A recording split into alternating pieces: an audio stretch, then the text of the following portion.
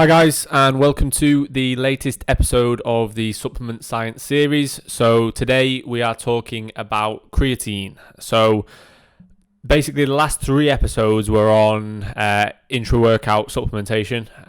With creatine, you could take it intra-workout if you wanted to.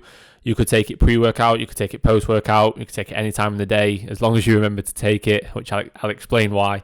But basically, just remember to take it. So creatine is a molecule produced in the blood from amino acids, and basically what it does is aids in restoring energy. So it stores a compound called phosphocreatine.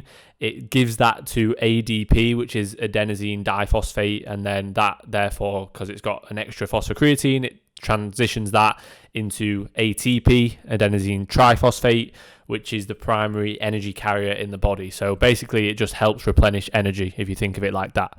So obviously if something helps replenish energy, then it sounds like it makes sense to have and to take, whether you're training or not.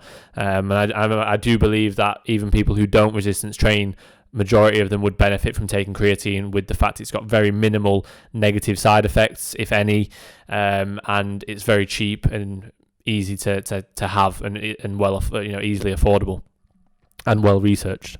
So when would you take it? Like I said at the beginning, anytime. There is some evidence that it's going to be better to have it post-workout, but generally it's very minimal and it needs a lot more research anyway. So I would just say anytime that you remember to take it. That's the main thing, that you don't forget to take it. So anytime. I take mine in my intra-workout, because then I won't forget it, because I have loads of different things in my intra-workout. But basically just whenever you can remember to take it. So why would you want to take creatine? What are the benefits? So there is a hell of a lot of research on creatine. It's one of the most widely researched supplements, and one of the most sort of most well known for actually being a supplement that is going to be beneficial for the majority of people the majority of the time. So it will help in terms of increasing strength and power output, with the fact that it is helping increase energy levels. It can reduce mental fatigue, and again, due to the fact it's aiding in that ATP replenishment. Like I said, it's very, very well researched, along with like generally caffeine and probably whey protein. If you're going to class that as a supplement, then I'd generally say that they're the three most widely researched, and probably if you were to say only three supplements, probably would be the three that I would say. And like I say, it's very, very cheap. So creatine monohydrate is the cheapest form of it. Realistically, do you need to get more of an expensive form? No, there's not really any evidence that they'll be more beneficial. And it's generally going to be, I don't know how much more, probably sometimes double or more the price to get something called like Crea Pure. I don't think realistically you need to have that instead, to be honest. So how would you take it? Like I said, creatine monohydrate, just the cheapest one. It does the job. 5 to 10 grams a day, dependent on the individual. Obviously, the more muscle you have, the bigger individual you are. Generally, you would want more, close to that 10 grams.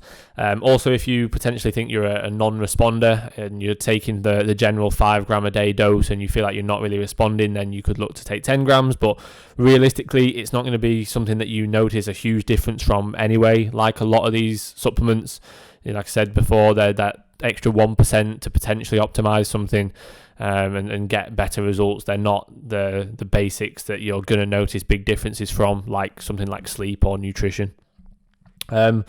So there is potential to have a loading phase, and you may see that a lot when people say to start taking creatine, to have like a loading phase to saturate your creatine stores sort of quickly in the first week.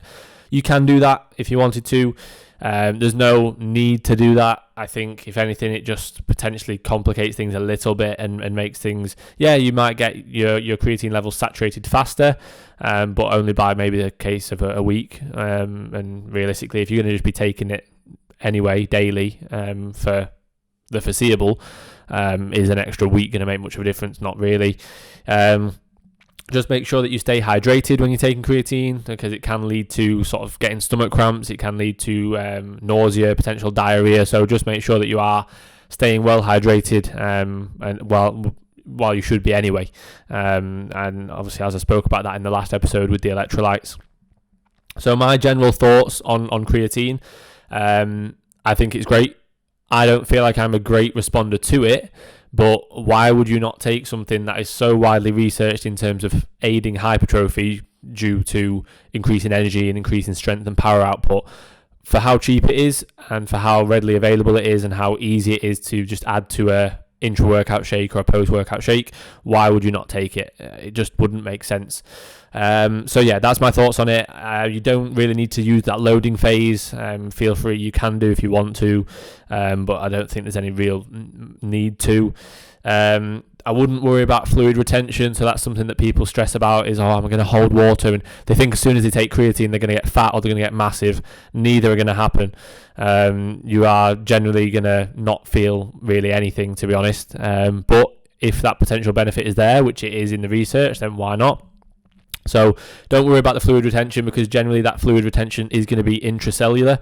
So the creatine is going to help in terms of pulling more fluid into the muscles and therefore increase intracellular fullness.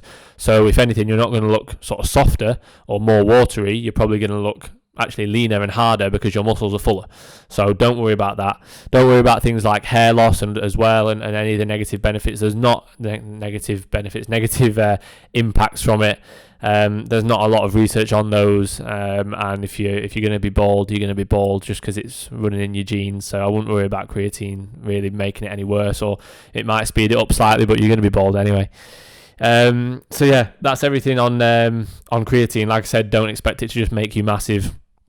Don't use it as a replacement for not training as hard or not eating your food or anything stupid like that. The product from CNP is called Pro Creatine. Even though it sounds like a fancy form of it, it's not. It's just creatine monohydrate. And that is $12.99 for 500 grams. So if you're having 5 grams as a serving, then that's 100 servings for $12.99. So it is very, very cheap. But yeah, any questions on creatine, guys, please just ask, and I will see you all in the next episode.